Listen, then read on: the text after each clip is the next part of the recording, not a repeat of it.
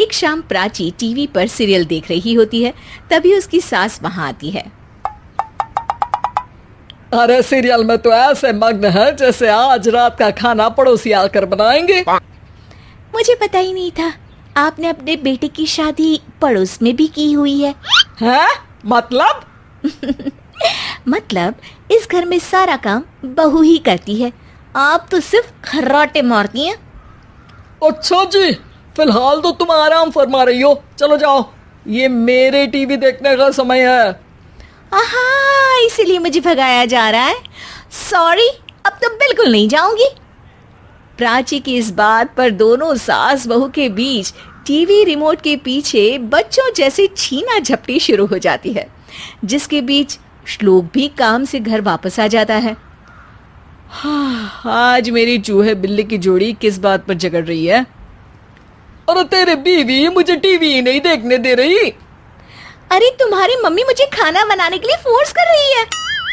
अरे वाह, ऐसे बेतुके रीजन पर तो बच्चे भी झगड़ा नहीं करते।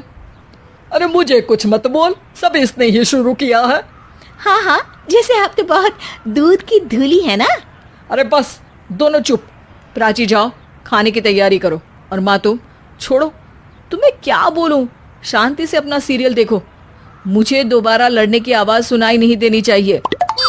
ऐसा बोलकर श्लोक वहां से चला जाता है, जिसके पीछे पीछे प्राची भी कुछ न कुछ बड़बड़ाते हुए रसोई में चली जाती है। हाँ हाँ, सासू जी को तो कुछ बोलेंगे ही नहीं, बस मुझ पर ही हुक्म चलता है, खाना बनाओ, जैसे मैं इनके घर में खाना बनाने के लिए आई हूँ। इसी तरह शाम बीतती है और रात को श्लोक और प्राची की सास खाना खाकर सोने चले जाते हैं, लेकिन प्राची गुस्से में कुछ खाए बिना काम में ही लगी रहती है। इस घर में किसी को घंटा फिक्र नहीं पड़ता, मैं खाऊं या भूखी रहूं। प्राची कुछ देर के लिए रसोई से बाहर जाती है और जैसे ही वापस आती है तो वहां दूध का भरा ग्लास देखकर हैरान रह जाती है।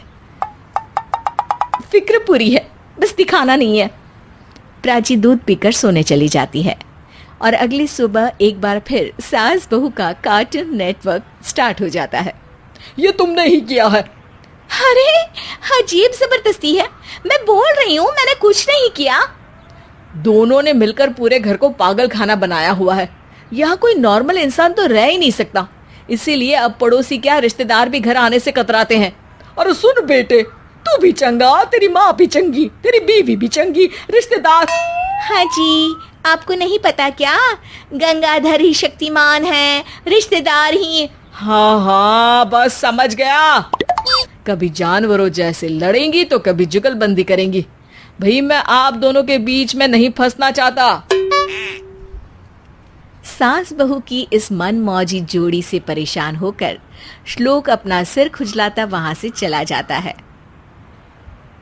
चलो अब मैं भी कीर्तन में जा रही हूँ। इस पर जैसे ही सास कमरे में अपना पर्स लेने जाती है तो वहां नाश्ते की प्लेट रखी देख मुस्कुराने लगती है और नाश्ता करके घर से बाहर निकलते हुए कुछ पैसे टेबल पर रख जाती है, जिसके कुछ देर बाद सिलेंडर वाला घर आता है। ओ मोरी मैया, मैं सिलेंडर के बारे में तो बिल्कुल भूल ही गई थी। घर खर्च के सारे पैसे भी मम्मी के पास है और श्लोक से बोला तो उल्टा 4 बात सुनाएंगे। प्राची ये सोच ही रही होती है कि अचानक उसका चेहरा चमक उठता है और वो घर में आकर इधर उधर देखने लगती है। तभी उसकी नजर टेबल पर रखे पैसों पर पड़ती है, जिन्हें वो सिलेंडर वाले को दे देती है। ये सब श्लोक देख लेता है। अच्छा बेटे, इतना बड़ा घोटाला, सबके सामने मैं तेरी दुश्मन और पीठ पीछे तेरी मेरी यारी। इस पर श्लोक एक प्लान बनाता है और शाम को सब एक साथ बैठे होने पर बोलने लगता है।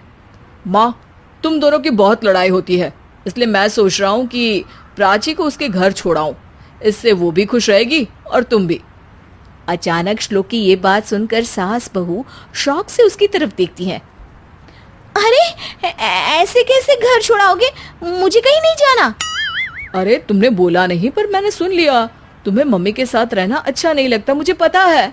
अरे वाह, अरे जब बहू खुद कुछ काम बोले तो वो तुझे सुनता नहीं, और अब जो इसने बोला ही नहीं वो तू समझ गया। जब उसे नहीं जाना तो फिर जबरदस्ती क्यों कर रहा है? अच्छा, फिर आपको मौसी के घर छोड़ाता हूँ, बस अब आप दोनों एक घर में एक छत के नीचे नहीं रह सकती। मैं इस टॉम एंड जेरी की जोड़ी को और नहीं झेल सकता।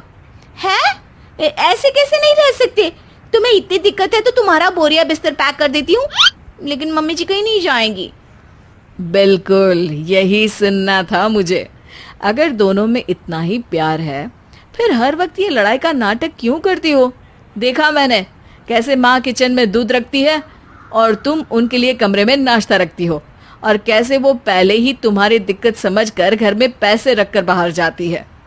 अरे भाई, इतना ड्रामा तो डेली सोप में भी नहीं होता जितना तुम दोनों ने इस घर में फैलाया हुआ है। तू हमें टॉम एंड जेरी बोलता है ना, तो याद कर वो दोनों भी एक दूसरे को बाहर वालों की बुरी नजर से बचाने के लिए हमेशा सबके सामने लड़ते थे, लेकिन अकेले में दिक्कत के समय मदद भी तो करते थे। बस हमारा रिश्ता भी कुछ ऐसा ही है। और वैसे भी अगर सास बहू में तू मैं नहीं होती तो दुनिया वालों को कहानियां कैसे मिलेंगी?